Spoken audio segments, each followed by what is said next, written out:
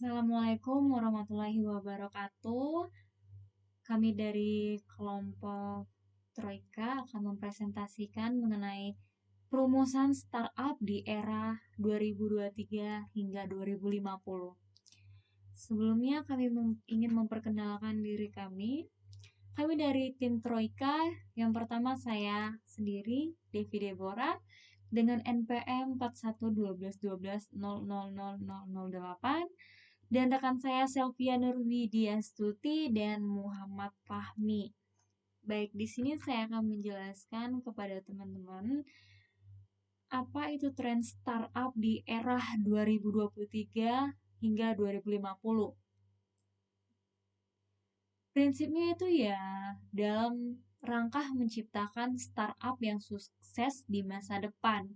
Kunci utamanya adalah untuk mengembangkan produk yang inovatif, memanfaatkan teknologi yang tepat, dan menghadirkan solusi yang dapat memecahkan masalah nyata.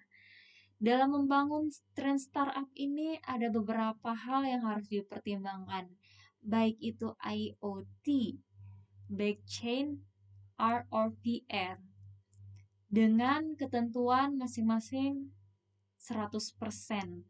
Dengan artian apa? Bahwa semua hal yang dilakukan dari prinsip ini atau konsep ini harus dilakukan secara totalitas. Namun kita harus pahami apa itu IoT. IoT merupakan Internet of Things, di mana jaringan kolektif perangkat yang terhubung dengan teknologi komunikasi. Dalam konsep bisnis startup ini pasti menggunakan teknologi. Jadi penting juga IoT untuk dikembangkan untuk mencapai bisnis yang lebih maju di kedepannya. Terus kemudian apa itu blockchain? Blockchain ini merupakan sistem yang menyimpan data tersebut. Data apa yang disimpan yaitu data transaksi yang dilakukan oleh setiap customer dalam startup tersebut dalam bentuk mata uang digital. Kemudian AR atau VR merupakan teknologi yang menghubungkan objek dalam dunia maya. Berikutnya, saya akan menjelaskan kepada teman-teman sekalian bagaimana cara membangun produk startup di tahun 2023 hingga 2050.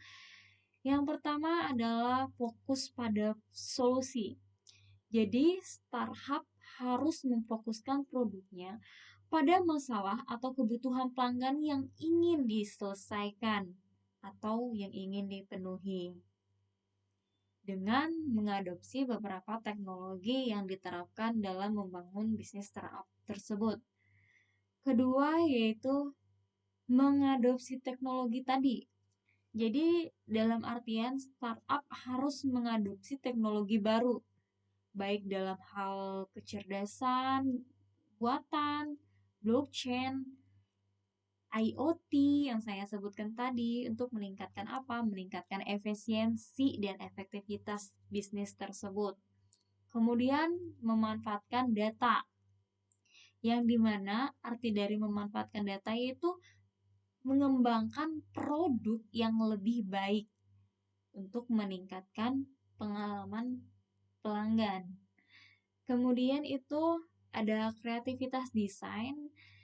Kreativitas desain ini sangat mempengaruhi pola pikir seorang customer untuk menarik daya tarik, menarik bagaimana mereka bisa senang menyukai produk-produk yang diterapkan oleh bisnis tersebut.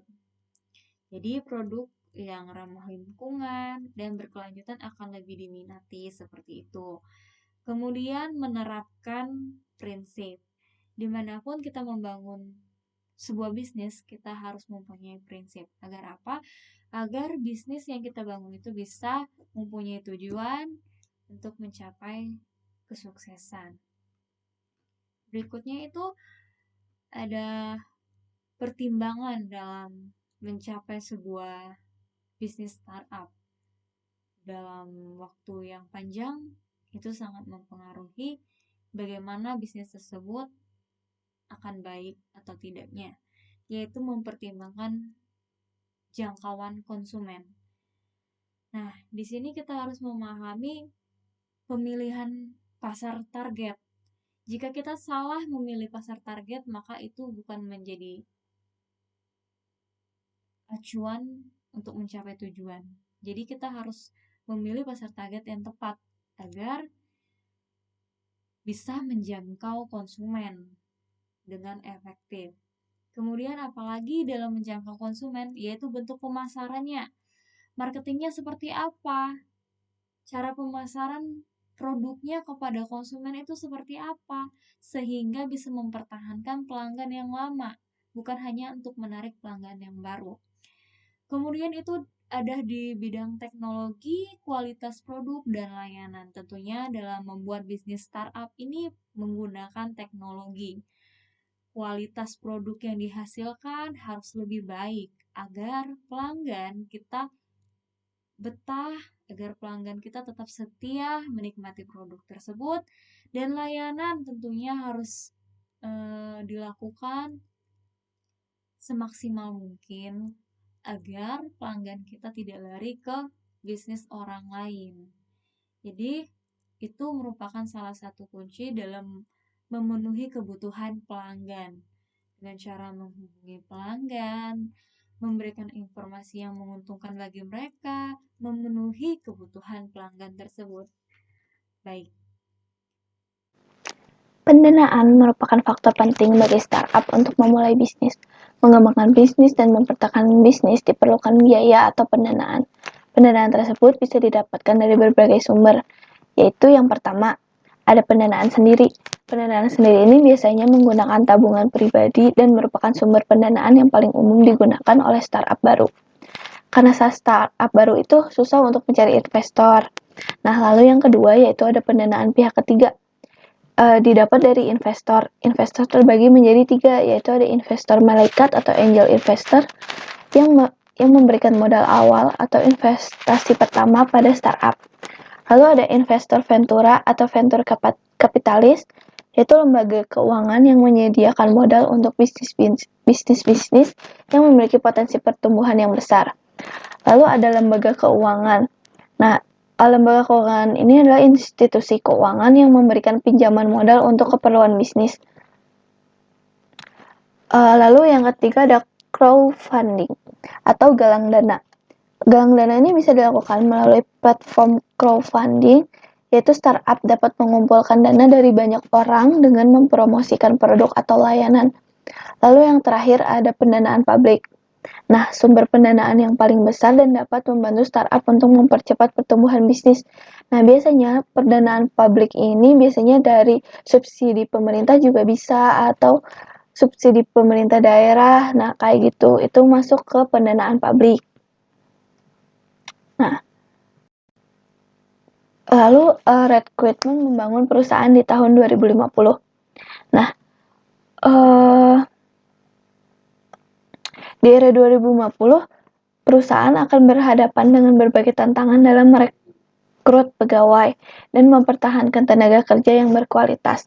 Namun, ada beberapa strategi yang dapat membantu perusahaan dalam melakukan rekrutmen yang efektif di masa depan, yaitu yang pertama, mempertahankan budaya perusahaan yang kuat. Nah, budaya perusahaan yang kuat itu dapat membantu perusahaan menarik dan mempertahankan karyawan yang berkualitas. Lalu yang kedua, ada meningkatkan keterlibatan karyawan. Perusahaan harus berusaha meningkatkan keterlibatan karyawan agar mereka merasa terlibat dan bersemangat dalam bekerja untuk perusahaan. Lalu yang ketiga itu meningkatkan keterlibatan komunitas. Perusahaan dapat meningkatkan keterlibatan komunitas dan menjadi pusat inovasi dan pengembangan di komunitas mereka. Lalu yang keempat ada mengadopsi teknologi rekrutmen yang inovatif. Perusahaan dapat menggunakan teknologi inovatif dalam proses rekrutmen seperti analisis data dan algoritma kecerdasan buatan.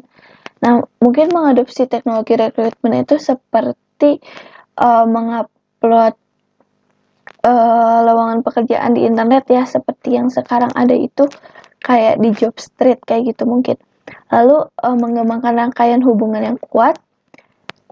perusahaan itu dapat membangun rangkaian hubungan yang kuat dengan lembaga pendidikan dan profesional untuk menarik bakat berkualitas dan membangun reputasi perusahaan yang baik. Nah, contohnya itu seperti misal saat saya sekolah di SMK itu banyak perusahaan yang datang ke sekolah untuk